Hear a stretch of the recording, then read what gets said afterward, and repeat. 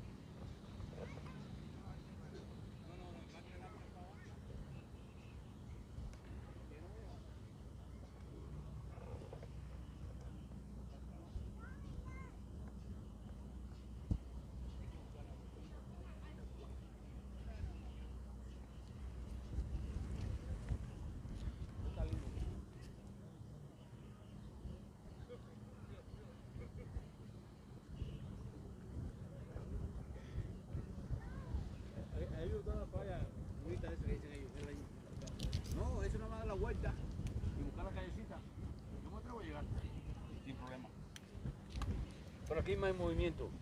¿Me entiendes? Yo decía por las banquetitas que están allá a un lado de la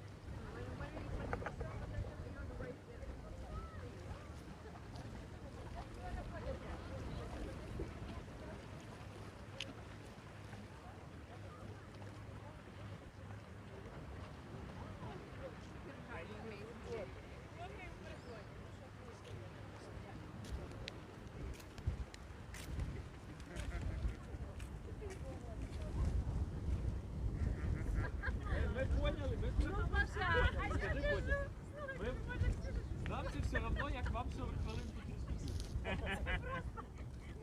Я ржала, як вони говорили. Ну це я швидко розказала, це все було довго. Ну це да, добре. Да, а погода? Ти що хочеш бачити? Я йому кажу, я писала, як тут діти Вона писала, 2 години. Тебе дав боїш, тебе 2 години, і це тільки те, що як вони починали випливати. Як вони до тих буйків допливли. А потім на другий день. Ти мені в одному слові? Нормально.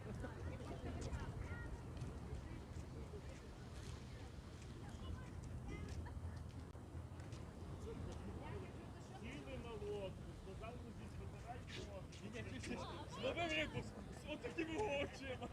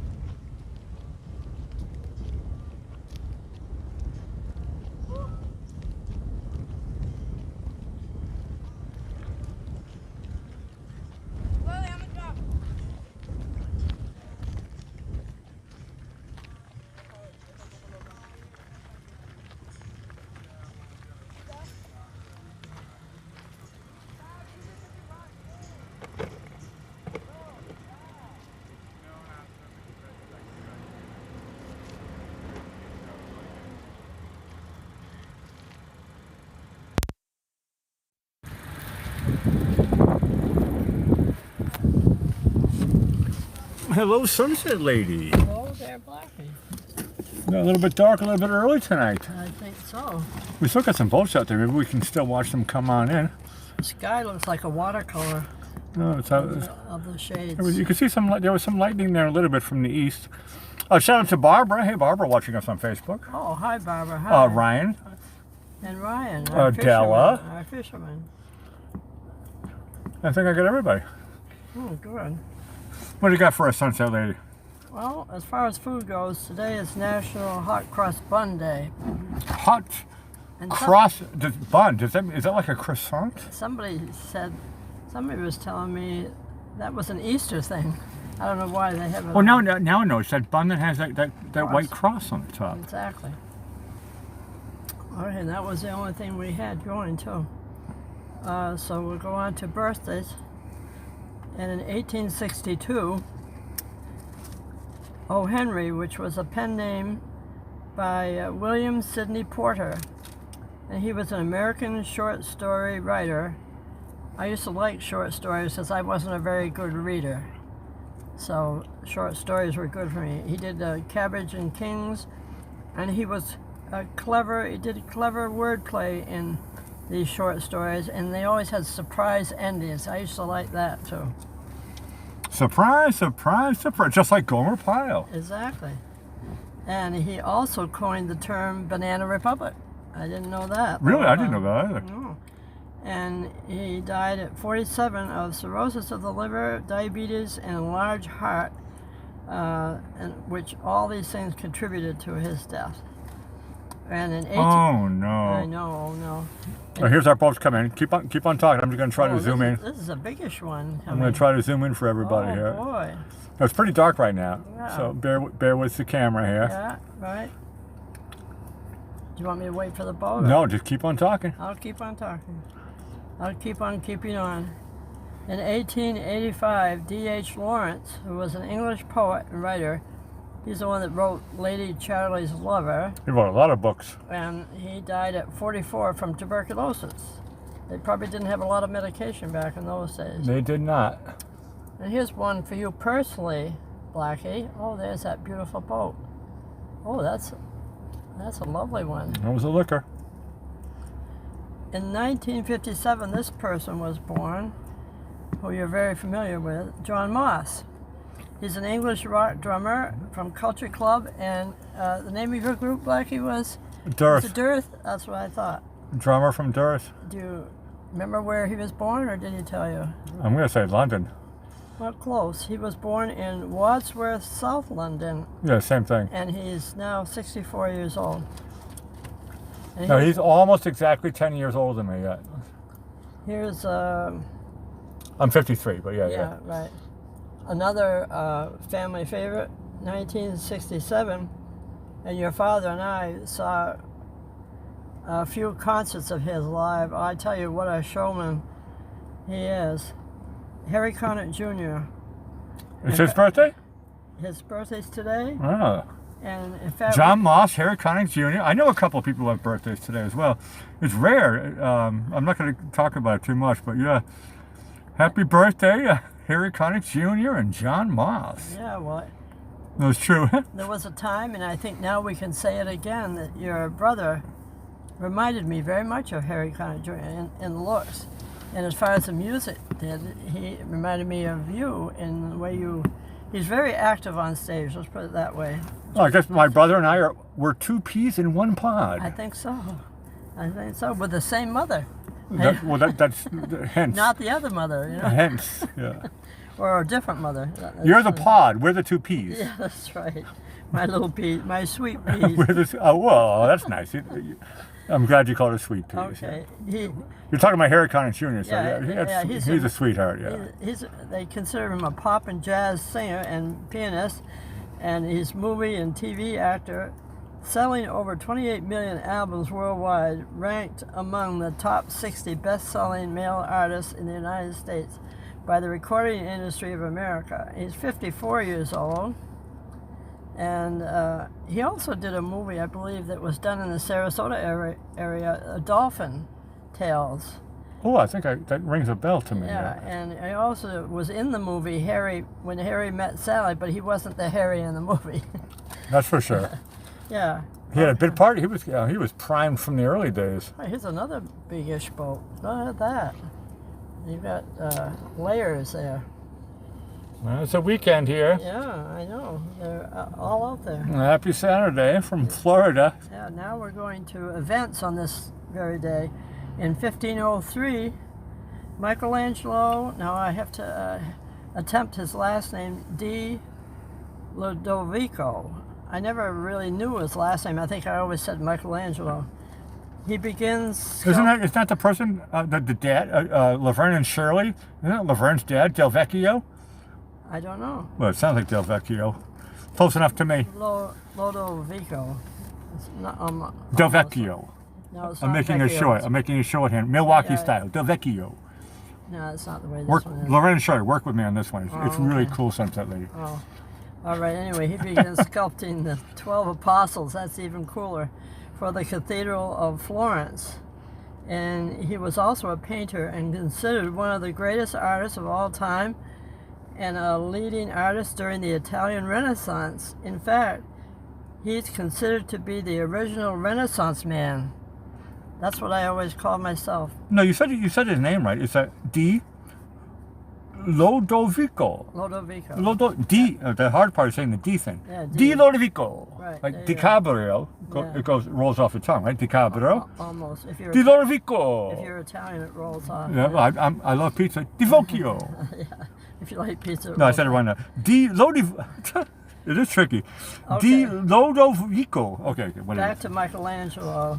I thought we were still on the subject. That's his name. He was often compared to that of his rival, Leonardo Da Vinci. Now I can say Da Vinci. That's what, I thought we were setting up the joke. Yeah. No, I wasn't joking. And he died at 88, so that was a ripe old age. That's good. He got a lot of work done in those times. Okay. When I was younger, I always thought if you broke 80, that was pretty cool.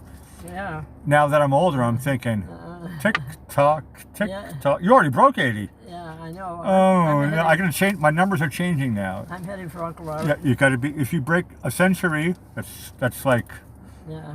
it's icing on the cake. In the old right? days, Willard Scott would sing happy birthday to you, or say happy There you birthday go. to Yeah, you got to break Or a the century. president would send you a letter or something.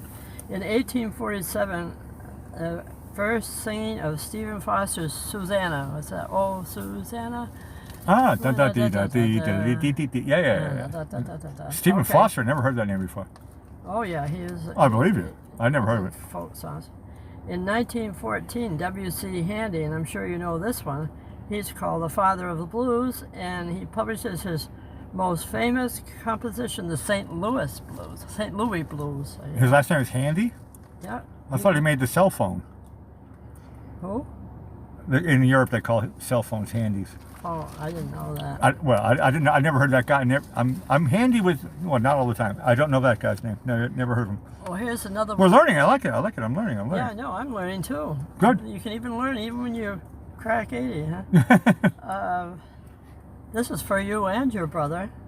In 1977, the Atari 2600, originally known as the Atari Video Computer System, is released in North America, revolutionizing the video game industry.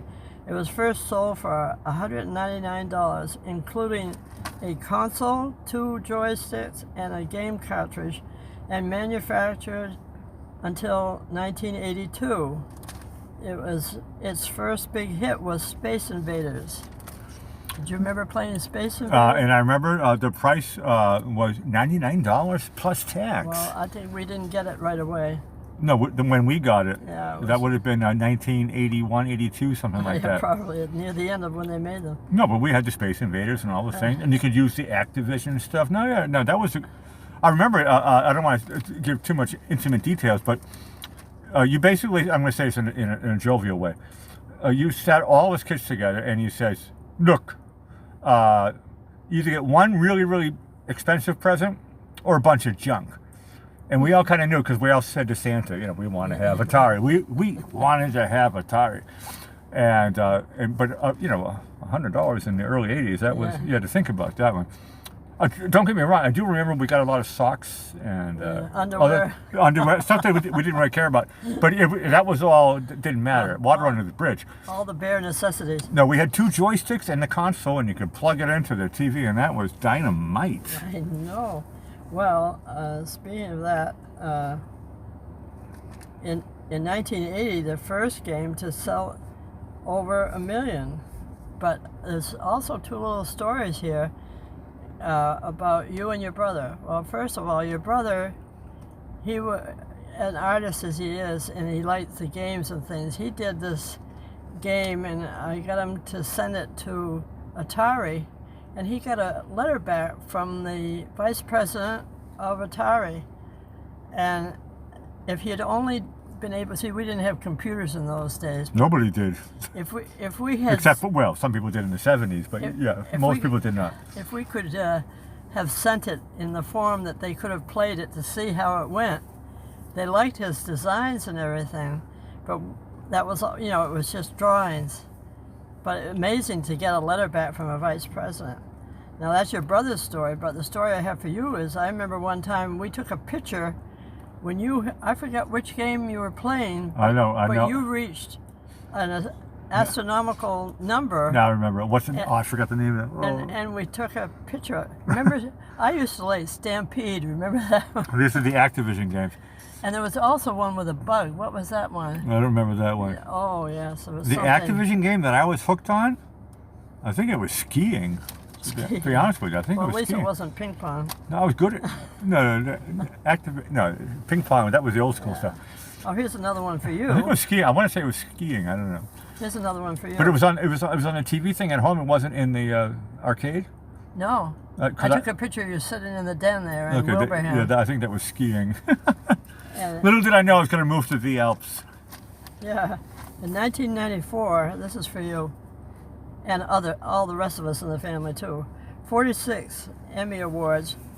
The winner was Fraser and Kelsey Grammer. They both won prizes on that one.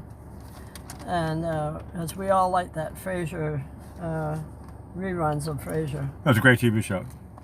Now our remembrance part, the last one, is everybody knows from today, 2001, this being the 20th anniversary of the attack in New York's World Trade Center. It's a day of remembrance we all must remember, and those alive at the time remember where they were when the event happened. When you have big events, you remember just where you were at the time you heard it.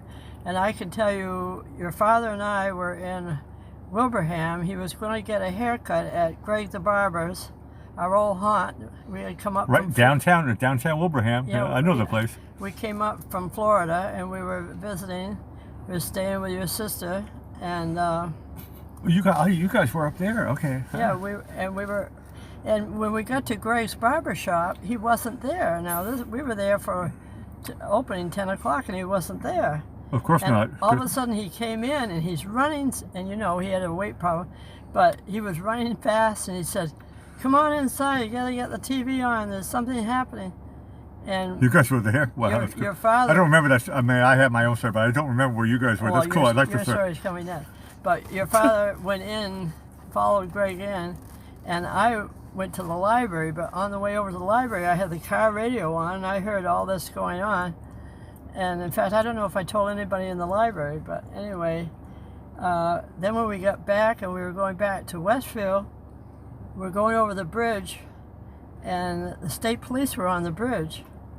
And we thought, oh my goodness, what's going on? And we were supposed to go to Martha's Vineyard the next day. So I called the steamship authority and said, "Are you going to sail tomorrow?" I thought they were going to lock down the ferry. And they said, "Yes, we are." So we did go to Martha's Vineyard the next day, but it was scary at the time to do that. And that's my little story of remembering where I was at the time and all the things going on. Now, where is your story, Blackie? Well, I think I mean, I've said my story on my show a million times. On your show, well, this would be the first on time. my show. I was Probably walking. the first I've heard I was of it, walking too. down. I was walking down the streets in Brixton, South London, and Oh, not ten. I was handing out leaflets and I happened to walk by a sports bar. And there's a lot of sports bars in London, as you can imagine. And, you know, the one, you know, same like here in America, right? You know, they got TV sets everywhere with all the different channels. And it's one of these places where you can watch every single game. 12 TVs going. 12 TVs going. And every single TV had the same picture on. Oh, yeah. And that caught my eye. Yeah. And it was a picture of the World Trade Center. And I was there like literally a month before. I was there in August for a week. And I just thought it was really strange that I couldn't figure it out and there was smoke coming up. And it said on all the channels, right? So they had like whatever, BBC, Sky, CNN, all the channels. And I remember I walked in and nobody said a word. And one of the TV sets was on, you know, you could hear the volume. But all of them were on, but there was one volume, it was probably whatever, Sky or something. And I just thought to myself, I think I want to go back to Notting Hill and so I was in the middle of a job and I decided, you know, I was self-employed. So I decided I'm going to take the rest of the day off. And that's my short version. I went back and I don't have to tell all the rest of it. But yeah, no, luckily I did because hours later in London they shut all the subway system, you know, the underground, all the buses, everything went into lockdown. Well, probably the whole world got afraid. So I was there and it was just odd. You have to understand there's a time difference going on, right? So it would have been 2 o'clock between 2:15, 2:30 in the afternoon in London. So I was walking around doing my little thing, handing out all the leaflets to barbershops or whatever. I was just walking up and down the road.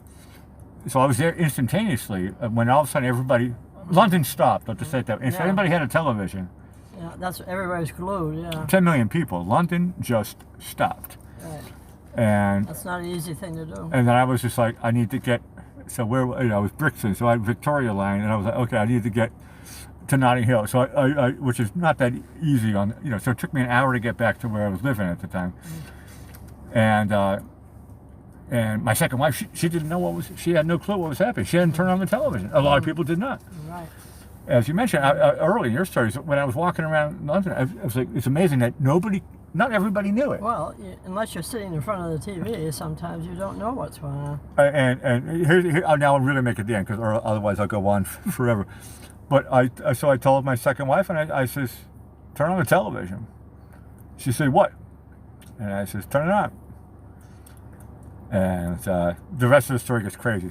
And then she was like, okay, I get it. It was just so weird. I was there like a month, literally 30 days before I was there. That was surreal. That is. It's a good thing that you weren't there time. I was on a penthouse story in Greenwich Village looking straight at the Twin Towers going, wow, this is really beautiful. Yeah, well, and then all of a sudden, you were one of the last ones looking it's on TV a month later and on every channel in the whole planet. I'm going, whoa, I was just there.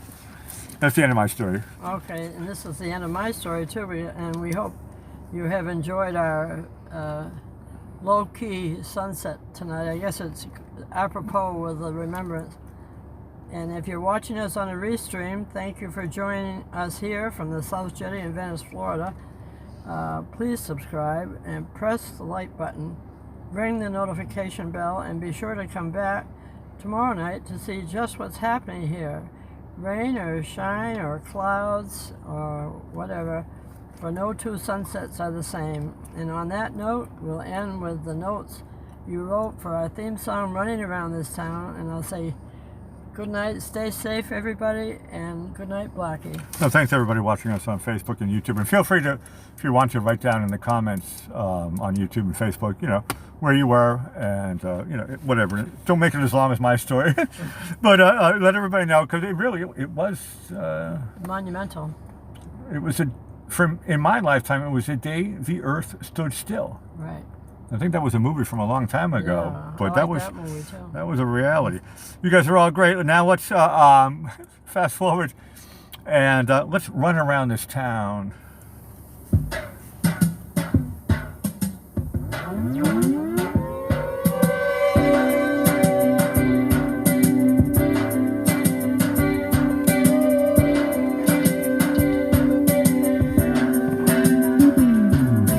Every time they call you on the phone.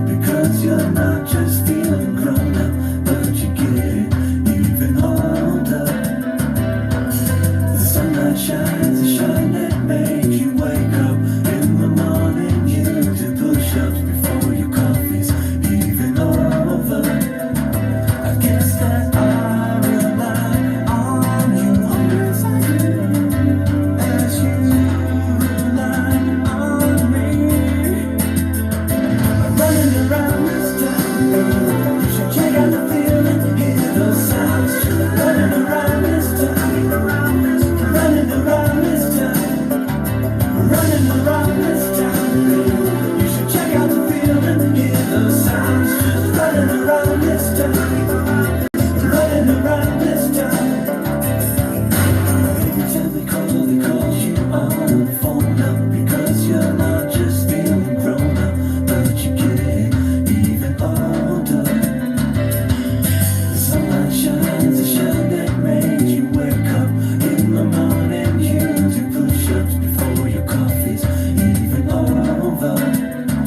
I guess that I rely on you as I do, as you rely on me. Running around this town, baby. You should check out the feeling, hear the sounds. Just running around this town, running around this town, running around this town, baby. You should check out the feeling, hear the sounds. Just running around this town, running around this town. And if we want, we can do anything at all the days. You can do anything you want. Let's go outside and have fun. Running around this town, baby. You should check out the feeling, hear the sounds. Just running around this town. Running around this town, baby.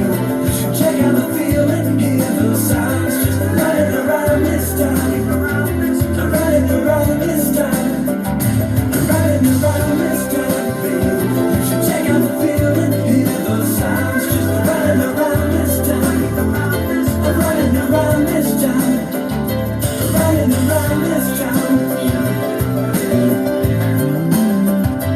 running around this town, running around this town, running around this town.